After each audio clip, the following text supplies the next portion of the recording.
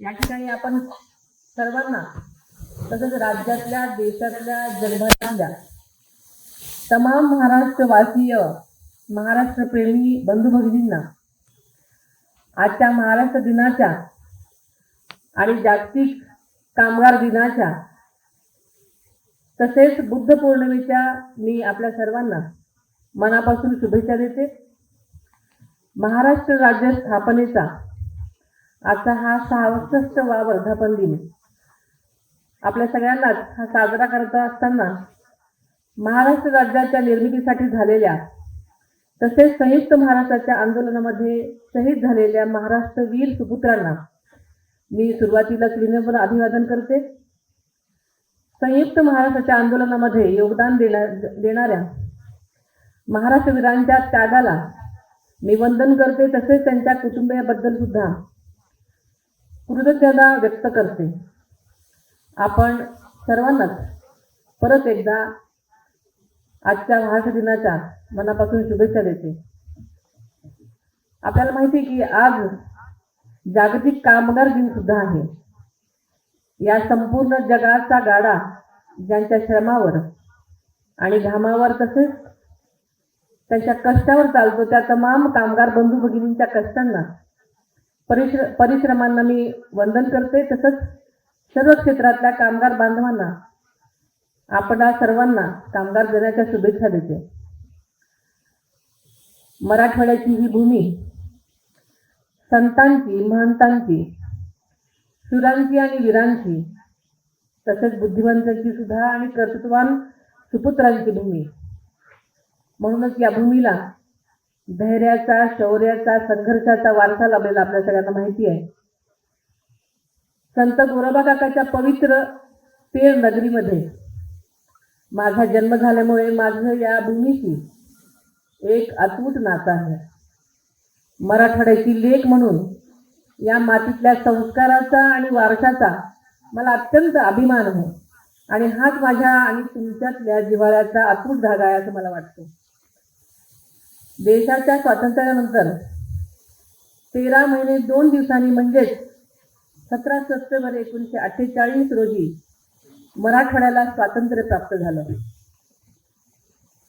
या स्वातंत्र्यासाठी मराठवाडा मुक्ती संग्राम असंख्य वीरांनी आणि धाडसांनी उडी घेत यामध्ये शौर्य दाखवलं, त्याग केला, बलिदान दिलं। या सर्व महान योद्ध्यांच्या बलिदानाचं मी आज स्मरण करते। संयुक्त महाराष्ट्रामध्ये सामील झाल्यानंतर मराठवाड्याने महाराष्ट्रासह देशाच्या विकासात मोलाचं योगदान दिलेलं आपण सगळ्यांना माहिती आहे आणि ते कोणीही विसरू शकत नाही। बीड जिल्ह्याचे पालकमंत्री आणि उपमुख्यमंत्री म्हणून आदरणीय अजितदादांनी जिल्ह्याच्या सर्वांगीण विकासासाठी अनेक ऐतिहासिक आणि लोकाभिमुख निर्णय घेतले आणि तेही अत्यंत कमी वेळामध्ये। बीड जिल्ह्याचा चेहरामोहरा बदलण्याचा त्यांनी मनामध्ये संकल्प केला होता।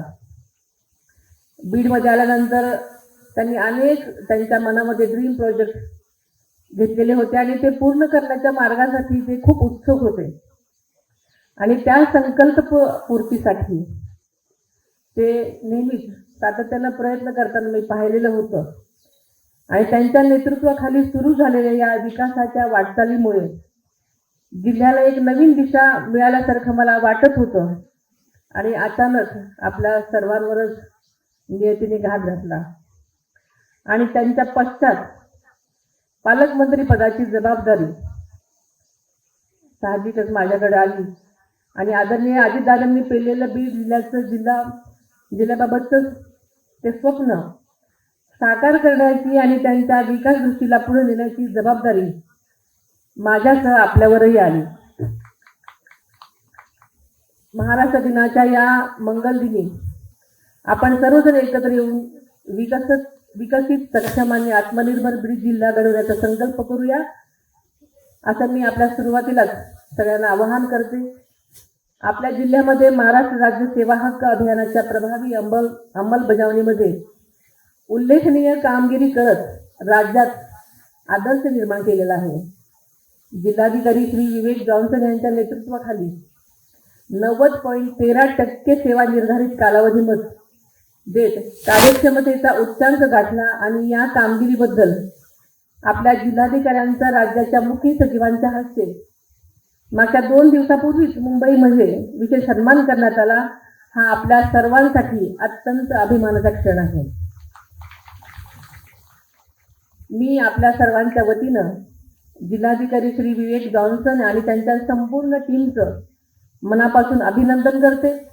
त्यांच्या पुढील वाटचालीसाठी मनपूर्वक शुभेच्छा देते आणि इतर विभागांच्या प्रमुखांचंही पुढील वर्षी राज्याच्या राजधानीत त्यांच्या उत्कृष्ट कामाबद्दल गौरव व्हावा अशी मनोकामना मी या निमित्ताने व्यक्त करते. मागच्या वर्षभरामध्ये बीड जिल्ह्याच्या विकासासाठी अनेक महत्त्वपूर्ण प्रकल्पांना गती देण्यात आली आहे. बीड विमानतळ विकास प्रकल्प हाती घेण्यात आलेला आहे, आपल्या सगळ्यांना माहिती आहे. युवकांच्या तंत्रज्ञाना आधारित शिक्षण आणि कौशल्य मिळावे यासाठी टाटा टेक्नॉलॉजीच्या सहकार्यानं MIDC सुमारे 117 कोटी रुपयांची CIIT प्रकल्प उभारण्यात येत आहे. याचे काम आपण सगळ्यांना माहिती आहे की प्रगतीपथावर असून जिल्ह्यातल्या 60,000 विद्यार्थ्यांना लाभ होणार आहे. आदरणीय अजितदादांनी विशेष बाब म्हणून हे केंद्र बीडसाठी आणलं होतं. जिल्ह्यामध्ये क्रीडा संस्कृती वाढावी आणि युवकांचा सर्वांगीण विकास होण्यासाठी येथील क्रीडा संकुलातल्या सुविधांचा विकास करण्यासाठी सुमारे 25 कोटी रुपयाची विकास कामं करण्यात आलेली आहेत.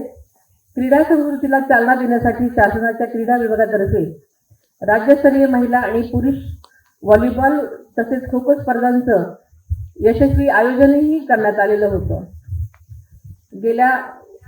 येत्या जुलैमध्ये 2026 मध्ये स्वर्गीय खाशाबा जाधव राज्यस्तरीय कुस्ती स्पर्धा सुद्धा आपल्याकडे होणार असून त्यामुळे राज्यातील खेळाडूंना आपली गुणवत्ता सिद्ध करण्यासाठी आणि पुढील पातळीवर झेप घेण्यासाठी मोठी संधी उपलब्ध राहणार आहे. ग्रामीण तसेच शहरी भागातील प्रतिभावान खेळाडूंना चांगला मंच मिळावा हा शासनाचा नेहमीच प्रयत्न आहे. 6 महिन्यापूर्वी महाराष्ट्रात मुक्तीसंग्राम दिनाच्या मुहूर्तावर बहुप्रशिक्षित बीड अहिल्यानगर रेल्वे जिल्ह्यामध्ये धावली. अनेक वर्षांचं बीडकरांचं स्वप्न साकार झालं. त्याचबरोबर बीड अहिल्यानगर परळी वैजनाथ रेल्वे मार्गाच्या उर्वरित कामासाठी सुद्धा निधी मंजूर करण्यात आला. हा महत्त्वाचा दळणवळण प्रकल्प लवकरच पूर्णत्वास नेण्याचा आपला संकल्प आहे. अंबेजोगाई मेडिकल कॉलेज आणि जिल्हा रुग्णालयाच्या पायाभूत सुविधांसाठी पुरेसा निधी उपलब्ध करून देण्यात येत आहे. MIIS सुविधा, बाल संगोपन सेवा, इतर आधुनिक आरोग्य सुविधा यामुळे बीड जिल्हा आरोग्यदृष्ट्या अधिक सक्षम होत आहे. सर्वांसाठी घरे या उपक्रमांतर्गत प्रधानमंत्री आवास योजनेत बीड जिल्ह्याने अत्यंत उल्लेखनीय कामगिरी केली आहे. राज्यामध्ये घरकुले पूर्ण करण्यामध्ये बीड जिल्ह्याने द्वितीय क्रमांक मिळवला आहे आणि ही खरोखरच अतिशय अभिमानास्पद आणि प्रेरणादायी गोष्ट आहे. जिल्ह्याच्या विकासासाठी नियोजन विभागाने जिल्हा वार्षिक योजना सन 2026-27 अंतर्गत जिल्ह्यासाठी 623 कोटींचा आराखडा मंजूर केलेला आहे. आरोग्य, शिक्षण, महिला व बालविकास या क्षेत्रांसाठी जिल्हा नियोजन योजनेमध्ये मोठ्या प्रमाणावर तरतूद करण्यात आलेली आहे. जनगणना 2027च्या टप्प्यामध्ये देशभर शुभारंभ होत आहे. महाराष्ट्रात सुद्धा या महत्त्वाच्या राष्ट्रीय मोहिमेत पुढाकार घेत आहेत. आजपासून म्हणजे दिनांक 1 मे ते 15 मे 2026 या कालावधीमध्ये वेब पोर्टलवर जाऊन स्वगणना करण्याची सुविधा आपल्याला उपलब्ध करून देण्यात आलेली आहे.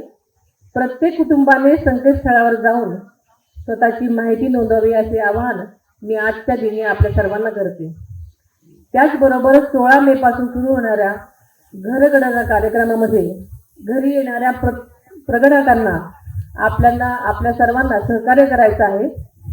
जनगणना ही केवळ मोजणी नाही तर राज्याच्या आणि देशाच्या विकासाचा पाया आहे.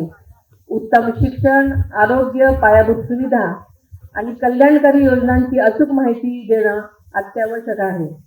त्यामुळे प्रत्येक नागरिकाने जनगणनेच्या या कार्यक्रमामध्ये सक्रिय सहभाग नोंदवून देशाच्या उज्ज्वल भविष्यासाठी आपलं योगदान द्यावं असं मी आपल्या सर्वांना मनापासून आवाहन करते. आपला महाराष्ट्र हा शिवछत्रपती राजर्षी छत्रपती शाहू महाराज, महात्मा ज्योतिराव फुले आणि महामानव डॉक्टर बाबासाहेब आंबेडकर यांच्या विचारांचा महाराष्ट्र आहे. शिवशाहू फुले आंबेडकरांच्या विचारावरच राज्य सरकारचं काम सुरू आहे. त्यामुळे सुद्धा आणि यापुढे सुद्धा हे सुरू राहील हा शब्द या निमित्तानं मी आपल्या सर्वांना देते. संयुक्त महाराष्ट्राचा मंगल कलश आणून नव महाराष्ट्राच्या उभारणीची पायाभरणी करणाऱ्या स्वर्गीय यशवंतराव चव्हाण साहेबांची सुद्धा या निमित्तानं मी स्मरण करते. महाराष्ट्र दिनाच्या या पवित्र आणि प्रेरणादायी दिवशी आपण सर्वांनी एकत्र येऊन लोकशाहीच्या बळावर तंत्रज्ञानाच्या साहाय्याने आणि सर्वांच्या सहभागातून बीड जिल्ह्याला प्रगतीच्या नव्या शिखरावर नेण्याचा आज निर्धार करूयात. शेती, उद्योग, शिक्षण, आरोग्य, पर्यावरण या सर्वच क्षेत्रांमध्ये समतोल आणि शाश्वत विकास साधत बीड जिल्ह्यातला महाराष्ट्रातील अग्रगण्य जिल्हा बनवूया. त्यासाठी आपण सर्वांनीच योगदान द्यावं असं आवाहन मी आपल्या सर्वांना करते. सर्व क्षेत्रांमध्ये महाराष्ट्राची घोडदौड कायम राखताना सुसंस्कृत राज्य ही महाराष्ट्राची ओळख आणखी ठळक करण्याचं आवाहन या निमित्तानं आपल्या सर्वांना मी करते. आपल्या सर्वांना, राज्याच्या जनतेला पुन्हा एकदा महाराष्ट्र दिनाच्या, कामगार दिनाच्या आणि बुद्ध पौर्णिमेच्या मनापासून शुभेच्छा देते आणि थांबते. धन्यवाद. जय हिंद, जय महाराष्ट्र.